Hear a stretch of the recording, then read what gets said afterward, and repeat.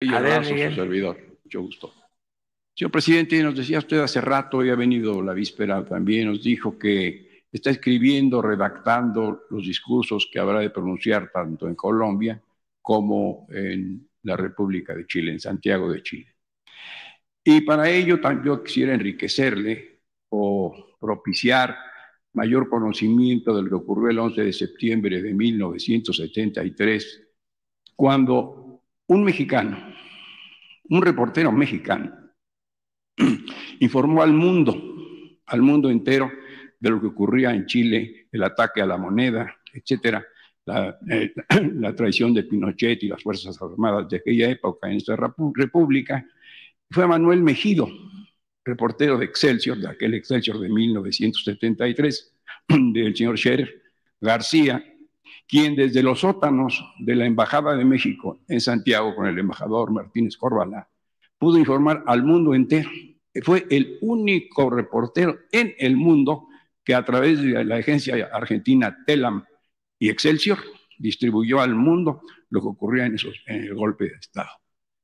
Manuel Mejido lo escribió en varios libros, un gran reportero, Manuel Mejido, discípulo de Negri, pero muy independiente de don Carlos de Negri en su ejercicio profesional. Manuel Mejido había estudiado química, Manuel Mejido logró entrevistar a Picasso y hacer que le hiciera un dibujo en su carro, que el propio Picasso le dijo, lo vas a vender ahorita, un Citroën que traía ahí Mejido en aquellos entonces en Europa. Se disfrazó de mesero en el Hotel María Isabel para entrevistar a Elizabeth Taylor y Burton en su momento.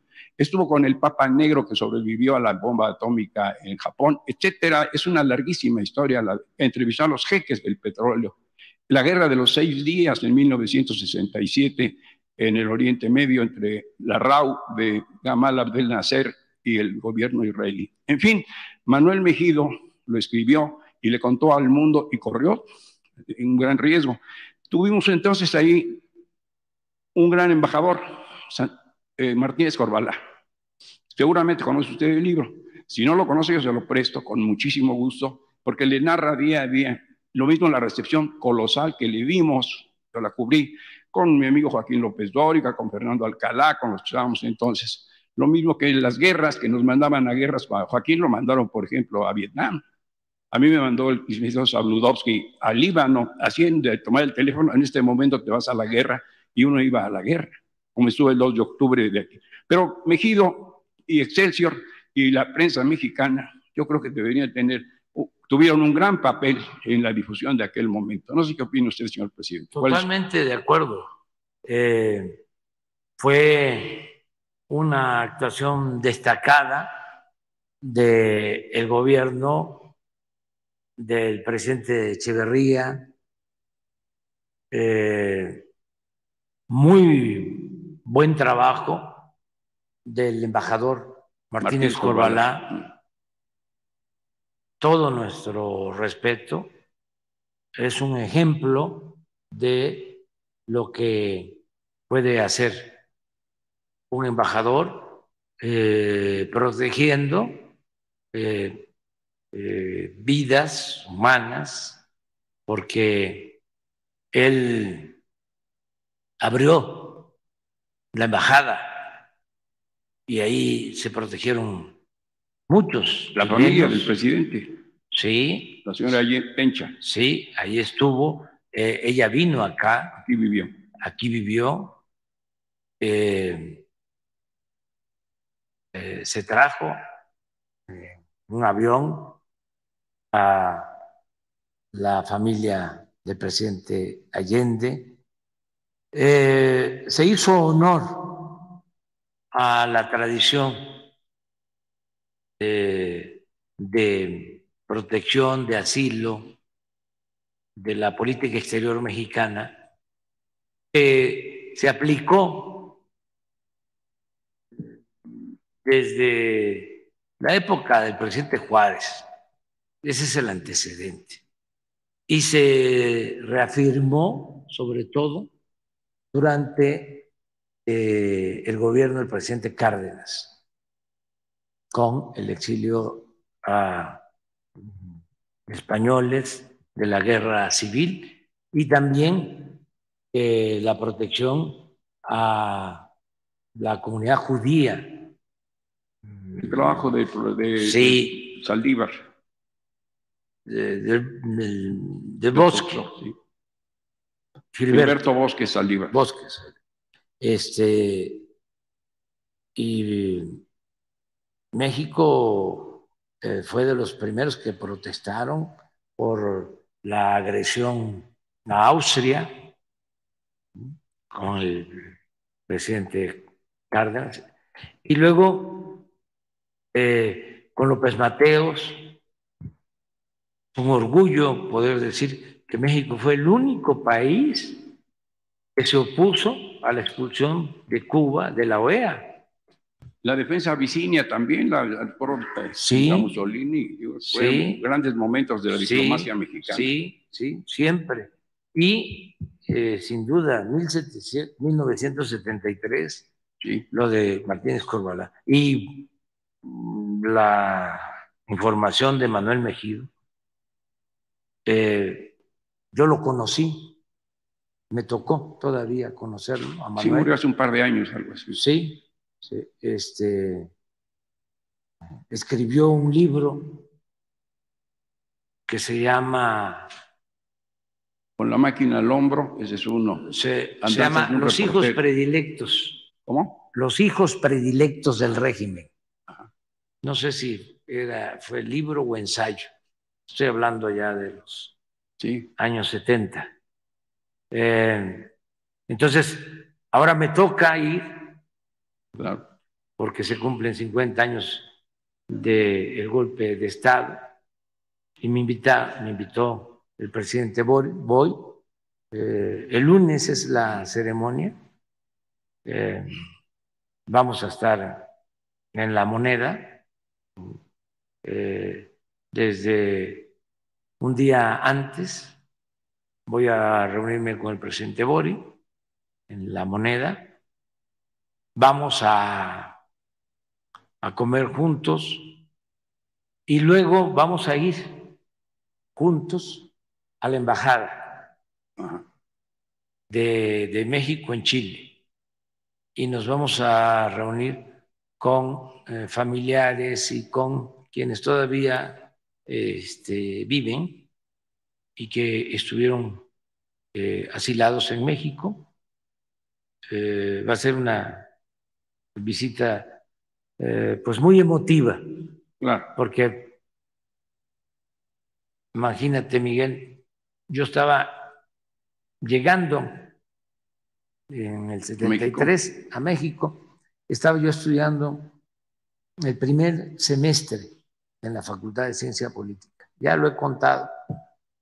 Me daba clases de ciencia política Raúl Olmedo. Y nos convocó para que hiciéramos un análisis de lo que estaba sucediendo en Chile a partir de el estudio del libro de Lenin que se llama El Estado y la Revolución, donde sostiene que las transformaciones, los cambios estructurales solo pueden darse por la vía armada. Algo que el presidente Allende no aceptaba, porque él era un pacifista. Él apostaba a la vía pacífica y electoral. Desde entonces también yo sostengo lo mismo, que la vía armada causa mucho dolor, muchas desgracias, y le da la oportunidad a los que solamente tienen la fuerza bruta para imponerse. La vía pacífica electoral es muy difícil, que requiere de mucho trabajo, de concientización y de perseverancia, porque sabe uno que los dados están cargados, que las cartas están marcadas, que van a haber fraudes, todo lo que se padece. Pero sí se puede. Y nosotros somos un ejemplo, y lo fue en su momento el triunfo del presidente Salvador Allende, ¿sí? Entonces, en esa ocasión, como estudiante, llegamos a la conclusión terrible de que iba a llevarse a cabo, que iban a traicionar al presidente Allende y que iba a haber un golpe de Estado. Entonces nos dolió mucho el poder comprobar lo que habíamos avisorado en el estudio, en el taller, en la clase. Y me pegó mucho, como a todos los de mi generación. Desde luego. Entonces, sí considero al presidente Allende uno de los dirigentes más importantes y sin duda es el dirigente extranjero con más vocación democrática que ha existido. Es como nuestro apóstol de la democracia, como Madero. ¿Sí? Por eso todo mi respeto a Salvador Allende y por eso vamos allá ahora. Y todo lo que estás contando, pues es que tú estabas en activo. Como buen periodista. Hablas de Manuel Mejido, pero tú estás... Trabajamos con Mejido cuando fue su igual, del o sea, Universal. tú, tus crónicas, ya te he dicho, ¿no? Sí, señor ya presidente. aquí lo he platicado, de que te han citado, no voy a decir que te han fusilado o que te han plagiado para hacer novelas. ¿Sí? ¿Sabes a lo que me refiero? Sí, fue una generosidad del autor, sí, una generosidad de Héctor Aguilar Camín. Así es. Sí, es generoso su les trato. voy a contar algo porque a lo mejor ya se les olvidó de este personaje que tenemos enfrente, este gran periodista. Estabas en Excelsior, ¿no? En ese entonces en el Universal. En el Universal. Con el licenciado Ili.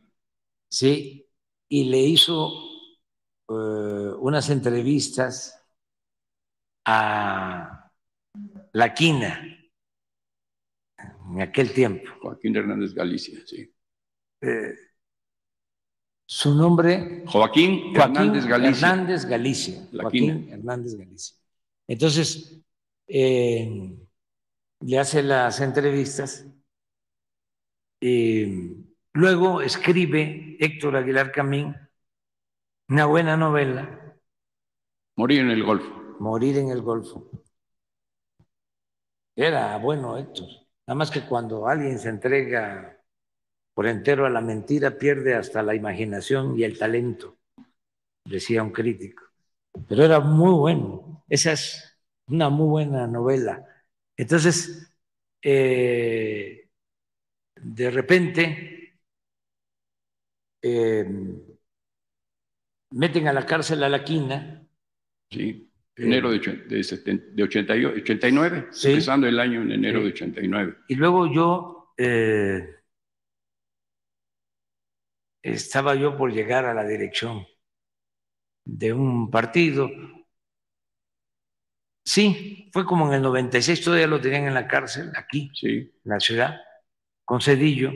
Entonces me manda a decir que quería hablar conmigo y lo fui a ver a la cárcel, a La Quina,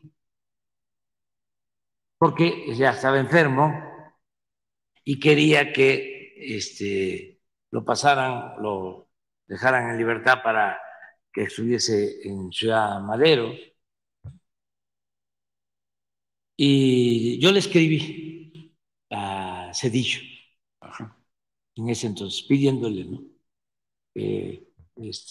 Llevara Joaquín su proceso en su casa, que ya estaba mayor y que ya estaba enfermo.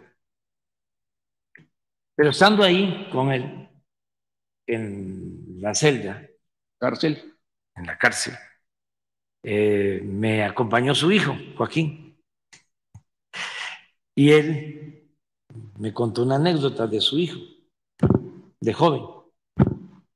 Es una anécdota que ya te había contado a ti en su entrevista y que la retoma Héctor Aguilar Camín en su libro sobre Joaquín, que por cierto, cuando Joaquín papá me la está platicando, que nos estamos riendo, Joaquín joven, Joaquín hijo, estaba colorado, colorado, colorado. Le daba pena. Y ahí hablamos de muchas cosas. Pero luego me encuentro a Héctor y le digo, oye, ¿de dónde sacaste lo que dices en tu novela? Porque acabo de hablar con Joaquín Hernández Galicia y me contó, pues lo que tú dices ahí, ¿de dónde lo recogiste? Dice, de las crónicas de Miguel Reyes Razo. O sea, este señor, que está aquí. Entonces, pues tú sabes muy bien cómo era la política exterior de México en esos tiempos. Se mantuvo, yo creo que también en el caso de Contadora. Nos fue mal en esa época con la comunidad judía, con el voto por sionismo, racismo del canciller Rabasa y el boicot judío a todo el turismo que mandó a la quiebra toda esa época, a esa industria. Sí, se mandó, se sostuvo por un tiempo, últimamente se fue. Sí, ya se fue atenuando. Sí, y ahora nosotros pues queremos mantener esa política que está además establecida en la Constitución, la política de no intervención, de autodeterminación de los pueblos, la doctrina Estrada. Ningún país puede intervenir para juzgar a un gobierno surgido de un movimiento revolucionario, por ejemplo. Claro. ¿Sí? Y la política exterior de México no siempre ha sido ejemplar. Pero qué bien que estás recordando todo eso. Porque es de tomarse en cuenta el esfuerzo de la prensa mexicana, de ese reportero, y que contribuyó en muchísimo a que se entendiera lo que ocurría en Chile en ese momento.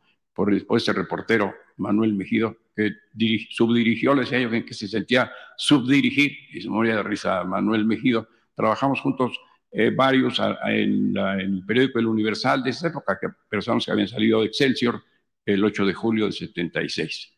Yo había salido de 24 horas y me fui a trabajar al Universal.